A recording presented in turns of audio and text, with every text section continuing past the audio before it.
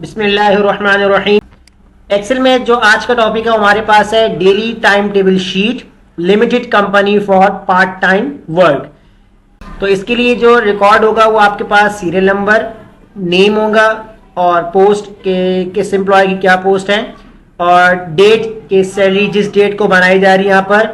और यहाँ पर हमारे पास है स्टार्ट टाइम और एंड टाइम, यानी कि एम्प्लॉयज की जो एंट्री टाइम है, स्टार्ट टाइम कितने बजे वो आ रहा है और एंड टाइम यानी वो कितने बजे ऑफिस से जा रहे हैं। तो इसके लिए हमारे पास ऑफिस में कुछ क्राइटेरिया होते हैं कि कुछ ऑफिस जो 6 आवर्स की ड्यूटी होती है, किसी में 8 आवर्स की, किसी में 12 आवर्स की, डिफरेंट टाइम की ड्यूटीज वगैरह होती है। तो यहाँ पर सबसे पहले तो हम देखेंगे वर्किंग आवर्स आपके कितने बनते हैं यहाँ पर। तो इसके लिए हम यहाँ फॉर्मूला लगाएंगे equal to if, bracket on करेंगे, एक और ब्रैकेट ऑन कर लेंगे, एंड टाइम को माइनस करवा दूंगा यहाँ पर मैं स्टार्ट टाइम से और ब्रैकेट क्लोज कर दूंगा। ब्रैकेट क्लोज करने के बाद यहाँ पर मैं मल्टीप्लाई बाय 24 मल्टीप्लाई कर दूंगा, क्योंकि आपके जो पूरे दिन में जो आवर्स होते हैं वो 24 आवर्स होते हैं, तो इससे हम 24 से मल्टीप्लाई कर देंगे। इसके बाद मैं यहाँ पर ग्रेटर देन का साइन बनाऊंगा और राइट कर दूंगा 6, क्योंकि हमारी ड्यूटी टाइमिंग 6 आवर्स है तो मैंने 6 लिखा है। अगर आपके 12 होंगे तो आप 12 लिखिएगा, 8 होंगे, 10 होंगे, जो भी होंगे वो आप यहाँ पर राइट डाउन करेंगे। कॉमा के बाद मैं फिर यहाँ मेंशन कर दूंगा अगेन 6। उसके बाद मैं यहाँ पर कॉमा लगाऊंगा, ब्रैकेट ऑन करूंगा और and time minus starting time, bracket close कर दूंगा और multiply by 24 hours, bracket close कर दूंगा। अब ये हमने काम किस लिए किया यहाँ पर कि अगर आपकी जो टाइमिंग है अगर 6 आवर्स से ज्यादा होती है तो हमें आवर्स कैलकुलेट करके बता दें, और अगर 6 आवर्स से कम होगी तब भी हमें उसकी कैलकुलेशन बता दें। तो इसको जब मैं एंटर करूंगा तो देखिए मेरे पास आंसर आ रहा है यहाँ पर 6। अब 6 आवर तो आंसर तो नहीं हमारे पास तो आ रहा है, लेकिन एम्प्लॉयर्स अगर 6 से ज्यादा काम कर रहे हैं, 7 घंटे दे रहे हैं, 8 घंटे दे रहे हैं, तो यहाँ पर वही टाइम आना चाहिए। लेकिन 6 हमने इसलिए यहाँ पर मेंशन किया क्योंकि ये जो टाइम होगा ये कंपनी का टाइम होगा कि कंपनी टोटल आवर्स कितने काम करवा रही है, 6 घंटे या 7 घंटे या 8 घंटे, कितने टाइम ड्यूटी ले रही है।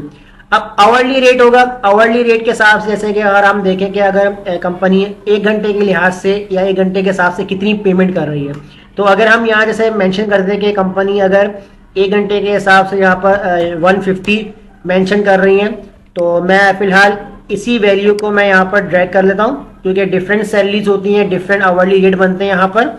और ओवर टाइम चार्जेस, अगर कोई का एम्प्लॉयर ओवर टाइम दे रहा होता है तो उसके ऊपर कितना ओवरली चार्जेस बनता है ओवर टाइम का। तो ओवर टाइम चार्जेस फिलहाल यहाँ मैं 100 रख रहा हूँ, क्योंकि ओवर टाइम चार्जेस सबके लिए सेम होता है, तो इसलिए मैं यहाँ पर इसको ड्रैग करवा दूंगा यहाँ पर। अब उसके बाद मैं यहाँ पर यहाँ मैंने ओवर टाइम यहाँ नहीं, ओवर टाइम मैंने यहाँ लिखना है ओवर टाइम रेट के अंदर मैं यहाँ मेंशन कर लूंगा सेम, और ओवर टाइम के अंदर जो है ना मैं ओवर टाइम कैलकुलेट करवाऊंगा। यहाँ से मैं इसको ड्रैग कर देता हूँ और यहाँ से मैं इसको रिप्लेस करता हूँ। अब ओवर टाइम आप कैसे निकालेंगे, इक्वल इफ, ब्रैकेट ऑन करेंगे, अगेन ब्रैकेट आप ऑन करेंगे, इसमें आपने स्टार्टिंग वही काम करना है, end time minus starting time, bracket close करेंगे, multiply by 24 greater than 6 comma. उसके बाद आपने यहाँ पर अगेन ब्रैकेट ऑन कर लेना है, एंड टाइम माइनस कर देना है स्टार्टिंग टाइम से, ब्रैकेट क्लोज कर देना है, multiply by 24 minus 6 comma 0, bracket close कर देंगे और एंटर कर देंगे। एंटर करने के बाद देखें यहाँ पर आपके पास आ चुका है ओवर टाइम, यानी कि जिस एम्प्लॉय ने ओवर टाइम दिया हुआ होगा कितना वो यहाँ मेंशन हो जाएगा। 1 आवर्स 1.5 यानी कि 1.5 आवर, 2.5 2.5 आवर, 3.5 आवर और 0, यानी कि जिसने ओवर टाइम नहीं दिया तो वहां पर हमारे पास 0 आएगा, जो हमारी कंडीशंस में यहाँ पर फॉर्मूले में लगा हुआ था। अब यहाँ पर हम निकालेंगे टोटल अमाउंट। टोटल अमाउंट निकालने के लिए सिंपल इक्वल लगाएंगे, वर्किंग आवर्स आपने सेलेक्ट करना है, मल्टीप्लाई कर देंगे आवरली रेट के हिसाब से और प्लस का साइन लगाएंगे। उसके बाद ओवर टाइम को हम सिलेक्ट करेंगे, मल्टीप्लाई करवा देंगे ओवर टाइम रेट से और इसको हम एंटर कर देंगे। तो देखें यहाँ पर आपके पास टोटल अमाउंट आ जाएगा कि आवरली रेट और ओवर टाइम दोनों को मिलाकर हमारे पास जो अमाउंट होगी वो टोटल हमारे पास आ जाएगी कि इस एम्प्लॉय की अमाउंट कितनी बन रही है। इसको हम ड्रैग कर देंगे यहाँ पर, तो देखें हमारे पास डिफरेंट अमाउंट डिफरेंट एम्प्लॉयज की यहाँ पर आ रही है।